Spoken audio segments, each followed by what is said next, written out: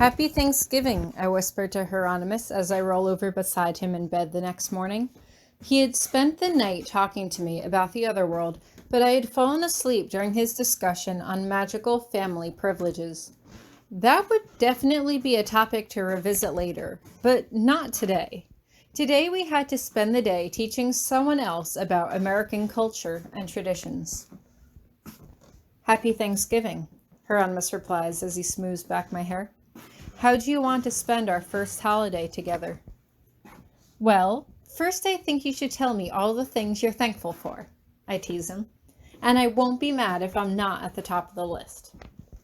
Well, let's see. I'm thankful for you, he says as he kisses me, and you, and you, and you. I can't help but giggle as I wrap my arms around his neck and roll over, pressing our bare chests together. I want to spend the morning together. I really, really do. But I also want to watch the parade with Daniel and give him the real American experience he wants.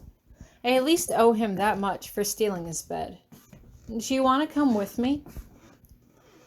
No, Hieronymous replies, and I can't conceal my pout. But as your husband, it is my duty. Duty schmoody, I giggle. Please, you're just as excited to see the floats as I am.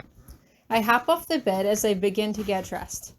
I'm surprised, though. The parades are televised, so isn't that a form of low-world culture? Why would Potsdam encourage it? Who knows? Hieronymous asks with a shrug. I believe it was a tradition started by her forebearer. Considering we don't do anything for the holidays, I suppose she thought it was appropriate to at least do something for those staying behind.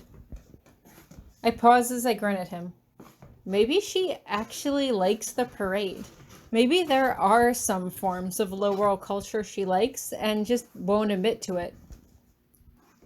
Many wizards do indulge in some form of low-world culture, Hieronymous admits, but while you're at school, it's forbidden. Students of wild seed origin, in particular, need to learn the importance of using their magic responsibly before they can be trusted with it again. Not to mention the added focus and minimize distractions. He stops talking when he sees my face. What's wrong? Nothing, I reply as I grin at him. But you just mean once I leave Iris, I can go back to watching TV again? I can watch movies and listen to my favorite music and play video games again? Hieronymous just sighs and shakes his head. There is no one controlling your actions when you graduate, Tori. You could indulge in as many or as few of your idle indulgences as you wish. Just know that you wouldn't be able to bring them into the other world with you. No, I know that, I say as I grin at him.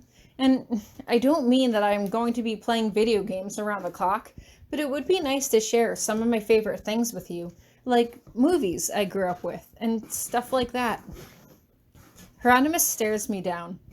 As long as this is not a frequent occurrence. It won't be, I assure him, but technology has come a long way since you were probably last exposed to it. For example, one of my favorite shows growing up was a trivia game show. It was on every night, Monday through Friday, and my family used to sit down with the popcorn, and the rule of the show was you had to respond to a board full of answers in the form of a question. If we got one right, we got a piece of popcorn. So it was like incentive to keep studying to learn more, especially since the person with the most right answers got to finish off the popcorn bowl at the end. Hieronymous seems to consider this for a moment. What? I ask as I grin at him. You didn't think they catered TV programs to smart people too? Honestly, no, Hieronymous admits. I never grew up with a television, Tori. I also had no idea that your recreational interests ran towards educational content and enriching yourself. I mean, I don't know, I say with a shrug. Some of the questions were about pop culture. I always got those right. But they always had questions about literature and books and religion and math and geography. I pause for a moment. I am really bad at geography. Hieronymous can't help but chuckle at this. Well, hopefully you won't need a compass to find your way to the gym. I can't help but grin at him. Maybe you should lead the way, though. just in case. Potsdam had gathered everyone up to watch the televised parade in the gym. The kitchens weren't serving food until later in the day, but there were still snacks like popcorn along one wall of the gym. Daniel seems in awe of the marching bands, cheerleaders, actors, singers, enormous balloons, and huge decorated floats that pass by. Is that it? Daniel asks me after the first performance was over. What? I laugh as I look back at him. What do you mean? We have another 4 hours of this to get through. Hieronymous snorts dismissively out of his nose from the other side of me, his arms crossed over his chest as his face rests in a perpetual scowl. Don't remind me. At least this is better than anything I ever got at home, I say happily. We might not have been able to travel to New York City to see the parade in person, but a complex illusion transformed the gym stage into an enormous picture window looking out over the streets, giving the impression that we were really right there in the crowd. There aren't that many students staying behind, I realize as I glance around the gym, but then again, some people probably skipped the parade and would no doubt show up to the feast later. Although it was a treat for the Wild Seeds, children of magical families probably had never seen the parade before either. After the parade is over, everyone heads over to the cafeteria where a buffet has already been set up for us. An enormous roasted turkey takes up the center of the table, surrounded by fruits and vegetables. There are also at least 6 different pies set up along the far side of the table. Too bad Virginia's not here for this, I whisper to Daniel, who snickers, although I suddenly can't help but wonder what kind of feast Virginia's mother prepared for everyone. It was probably at least comparable to this.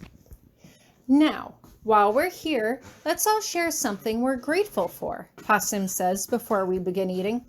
I am thankful for the warmth of your company and the peace of this academy. Isabella? Professor Van Braun stands up. I am thankful for a comfortable roost and another grand parade. Trinity? I am thankful for the continued health of my family, Ms. Darden says. Hieronymous? He sighs, as if just now realizing that he was really going to have to go through with this yet again. I am thankful that we have not yet had to expel any freshmen this year. That is something to be thankful for, Potsdam exclaims. Tori? I hate being put on the spot like this, but fortunately I had already been thinking about what I was going to say during the parade, just in case this came up. I am thankful for the education that I get to receive here at Iris Academy, I say. He doesn't show it, but I can tell that Hieronymous is pleased by my response. That's wonderful, Potsdam exclaims. Daniel? I'm grateful for the chance to see a different part of the world and learn about all of your customs, Daniel replies, and I beam at him. The rest of the students all give their short responses. Most of them just say the food or express gratefulness for the health of their family and friends. Now, wasn't that lovely? Potsdam asks. Now, eat up, everyone. Enjoy. Later today, we'll have some traditional games available in the gym. Nothing too strenuous. We all need to digest. And tonight we'll be running vans to the mall for the Midnight Black Friday specials. Seats are limited. I lean over to Daniel. Are you interested in that? He scoffs over his plate of mashed potatoes. Only Americans would make shopping at midnight a holiday tradition, he teases. I think I'll pass. Aw, I reply, pretending to look upset. You mean you're going to leave Hieronymous and I to go all by ourselves? Daniel brightens. Wait, you talked Hieronymous into going? I giggle while Hieronymous just rolls his eyes. If you two truly desire to go, I will not stop you. However, just know that I will not be there to retrieve you from the mall at 3 a.m, should you miss the last bus. He pauses for a moment. Or if you partake in the festivities in the gym. I won't join you there either. I don't know if I'm interested either, I say as I pick a piece of broccoli with my fork, and Hieronymous has the decency to look surprised. Oh, Hieronymous asks, isn't running around on a full stomach the kind of post-holiday tradition you enjoy? Yeah, but you're not going to be there, and no one from sports club is really around to do anything fun, I mope as I turn to him. Actually, if it's all the same to you, I was hoping we could finally use this time for you to teach me how to play chess. Oh, Hieronymous asks, raising an eyebrow in interest. You're finally ready to learn? When I suggested it this summer, you had... I was busy with other things then, I say with a shrug of my shoulders, but I feel like I'm ready now, so if you're willing to teach me, I'm ready to learn. I've never learned how to play either, Daniel chimes in from beside us. Can I come and learn too? No, I reply quickly, although I don't have a good reason as to why not. Why not? Daniel asks. I rack my brain, but I can't think of an excuse, other than that I just wanted to spend alone time with Hieronymous. Tori, Hieronymous admonishes me silently, reaching out into my mind with white magic. Remember that he is without his family on this holiday too. Yeah, but I wanted to try to play strip chess. I pout back silently. Strip chess, I think back at him. Like strip poker. You know, when you lose a piece, you have to take off a piece of clothing. Hieronymus's face flushes for a moment. I can only teach one student at a time, Mr. Callister, Hieronymus replies. If you would like, I can give you an alternative assignment to be handed in at the end of break if you seem unable to occupy yourself. No thanks, I think I'll manage, Daniel says quickly, and I can't help but smirk to myself. You ready for some pie, Tori? No thanks, I actually think I'm done, I reply. Both Hieronymus and Daniel can't hide their shock. You're leaving without dessert, Daniel asks. If I'm too full from pie, I won't be able to focus on chess, I reply simply. Daniel looks at me dubiously for a moment. Is there something about American pie you're not telling me? It's ridiculously addictive, I tell him, so you better grab a slice now before it's all gone. Daniel just shakes his head as he goes to get a slice while Hieronymus turns back to me. You know, Tori, you don't have to forsake dessert just for my benefit. I know, I say as I smile back up at him, but as much as this is a holiday about food, it's also a holiday to connect with people you care about, and I feel like we have a lot of making up to do in that department.